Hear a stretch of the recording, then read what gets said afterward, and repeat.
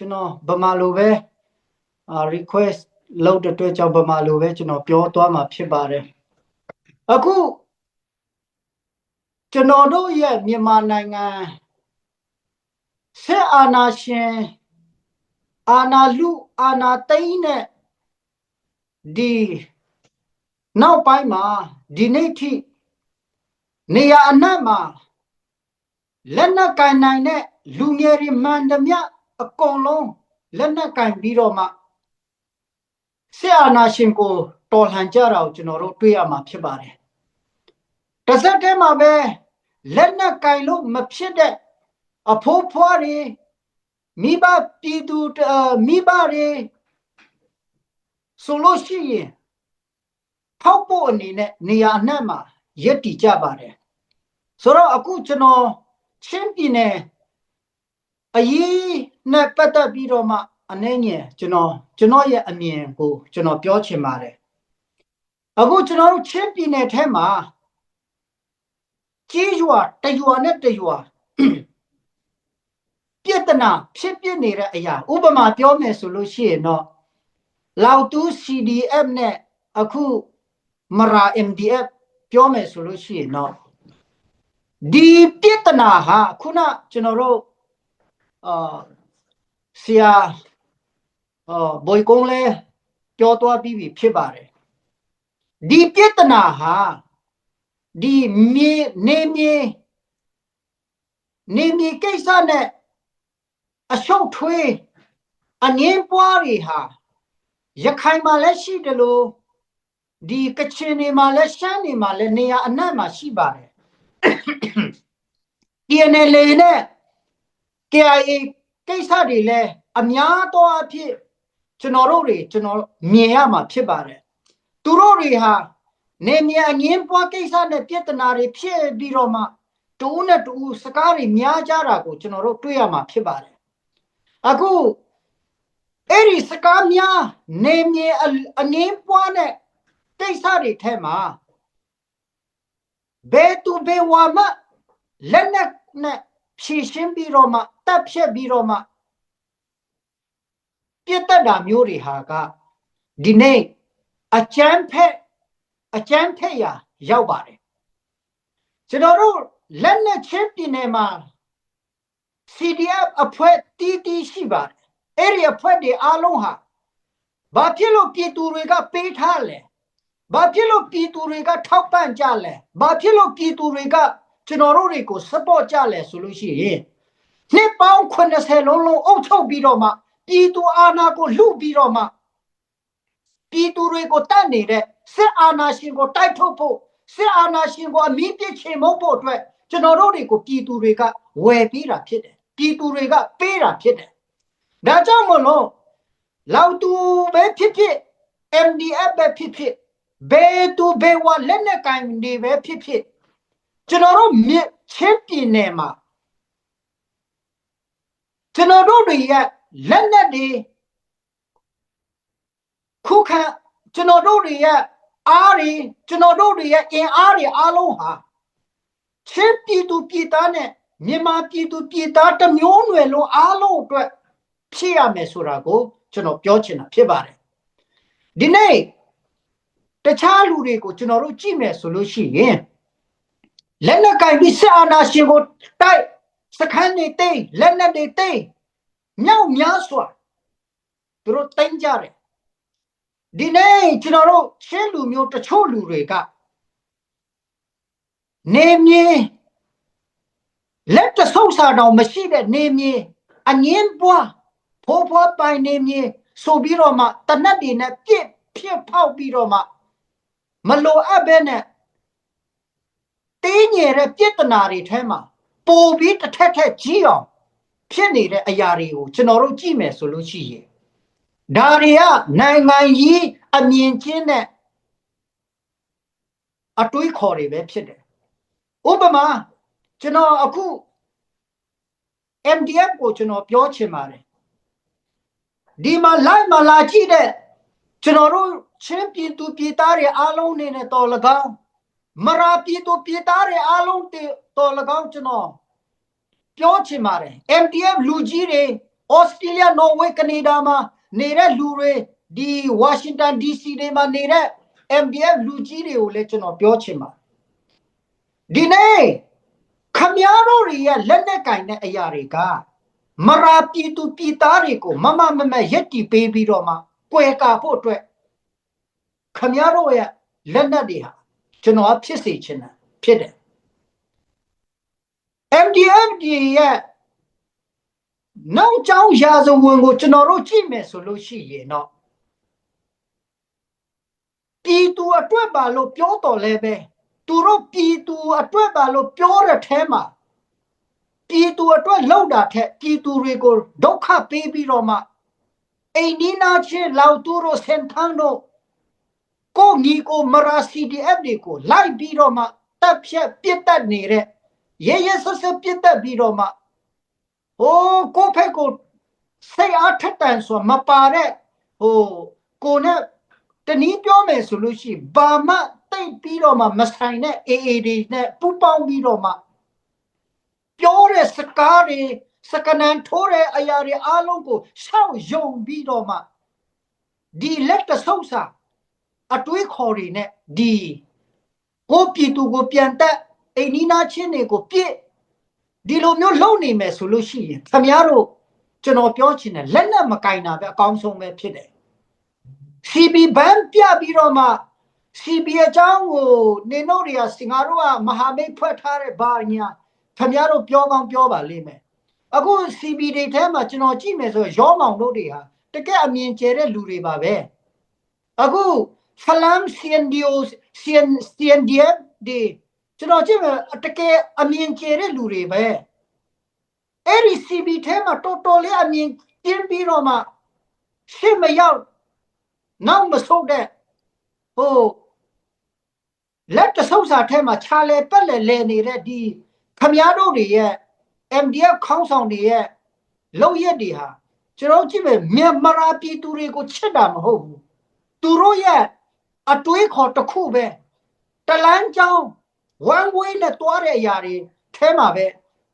ဟိုဘယ်လိုပြောမလဲလူငယ်တွေကိုဒီသူတို့ရဲ့ရဲဘော်ရဲမေတွေကိုတွေးထိုးပြီးတော့မှတူးနဲ့တူးဒီကျွန်တော်တို့ချင်းလူမျိုးတွေထဲမှာတွေးဆွတ်ပေးနေတာဖြစ်တယ်ဒါတွေကလုံးဝမဖြစ်တဲ့ကိစ္စတွေဖြစ်တယ်ဒါကြောင့်မလို့အခုကျွန်တော်ပြောချင်တာက MDF လူကြီးတွေအားလုံးနေနဲ့ဆိုင်ဟာမှာရှိတဲ့ MDF လူကြီးတွေအားလုံးလဲ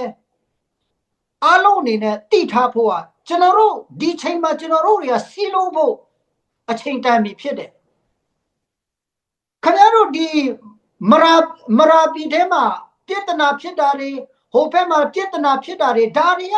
ကျွန်တော်ကြည့်မယ်ဆိုလို့ရှိရင်လူမျိုးချင်းတူတူစကားချင်းတူတူအာနာရှင်မဟုတ်ပဲနဲ့ဒီအရာတွေခင်ဗျားတို့တိုက်နေတဲ့အရာတွေကတကယ့်ကိုနော်ဟိုရင်မဖြစ်တဲ့အရာဖြစ်တယ်ကျွန်တော်တို့မရာပြည်ကိုချစ်တယ်ဆိုလို့ရှိရင်တော့မရာပြည်သူပြည်သားတွေအားလုံးကိုချစ်တယ်ဆိုလို့ရှိရင်တော့ဒီနေ့ကျွန်တော်တို့တွေကပူပေါင်းဖို့လိုပါတယ်အဲ့ဒီပူပေါင်းတဲ့နေရာမှာတသွေးတသားဒီချင်းလူမျိုးဆိုတဲ့စိတ်ဓာတ်ကိုကျွန်တော်တို့တွေကမွေးထားမှာဖြစ်ပါတယ်ချင်းပြည်နယ်တစ်ခုလုံးဖက်ဒရယ်ဒီမိုကရေစီရရှိဖို့အတွက်တမျိုးသားလုံးလွတ်မြောက်ဖို့အတွက်ကျွန်တော်တို့တွေကဒီချိန်မှာပို့ပြီးတော့မှလုံရမယ့်အချိန်ကာလဖြစ်တယ်ကင်ထားတဲ့လက်နက်တွေအားလုံးဟာစစ်အာဏာရှင်မင်းအောင်လှိုင်စစ်ခွေးတွေကိုကျွန်တော်တို့တွေကအမီးပြစ်ချေမုန်းရမယ့်အရာဖြစ်တယ်ချင်းပြည်နယ်မှာ CB ဆိုတာလည်းမရှိဘူးနော် MDF ဆိုတာလည်းမရှိဘူးစစ်အာဏာရှင်ကိုတိုက်မဲ့လက်နက်ကင်တွေမှန်သမျှအားလုံးချင်းတက်မတော်ပဲဖြစ်တယ်ချင်းတက်မတော်ချင်းသူရဲကောင်းချင်းပြည်သူတွေရဲ့ရဲဘော်ပဲဖြစ်ရမယ်ငါတို့တွေက MDF ဖြစ်တယ်မရာနေမြေပဲဘယ်လက်နက်ကင်မှမလာရဘူးဆိုပြီးတော့မှကိုဒေတာဆွဲတဲ့အမြင်ကျင်းမြောင်းတဲ့အရာတွေအကုန်လုံးငါတို့တွေကဆွလွတ်ရမယ့်ချိန်ဖြစ်တယ်ဒါမင်းတို့နားလည်ရမယ်ခေါင်းဆောင်ဆိုတာမလောက်တဲ့မလောက်ရဘူးမကျွမ်းကျင်ရင်မလောက်ရဘူး ခေါင်းဆောင်ဆိုတာဇာမရှိဘဲနဲ့မလုပ်ရဘူးမိုက်တင်းတဲ့နေရာမှာမိုက်ရမယ်မမိုက်တင်းတဲ့နေရာမှာမိုက်ရင်တော့မဖြစ်တဲ့နာတွေအကုန်လုံးဖြစ်သွားမယ်ခင်ဗျားတို့မမိုက်တင်းတဲ့နေရာမှာမိုက်လို့ဘယ်ကျွန်တော်တို့မရာပြည်သူဘယ်နှဦးတည်ပြီးပြီလဲအိမ်နီးနားချင်းတွေဘယ်နှယောက်တည်ပြီးပြီလဲအခုကြည့်မရာလောက်သူကိုခင်ဗျားတို့ပြစ်နေတာလဲလောက်သူအတွက်ကြိုးရှိလားမရှိဘူးလောက်သူက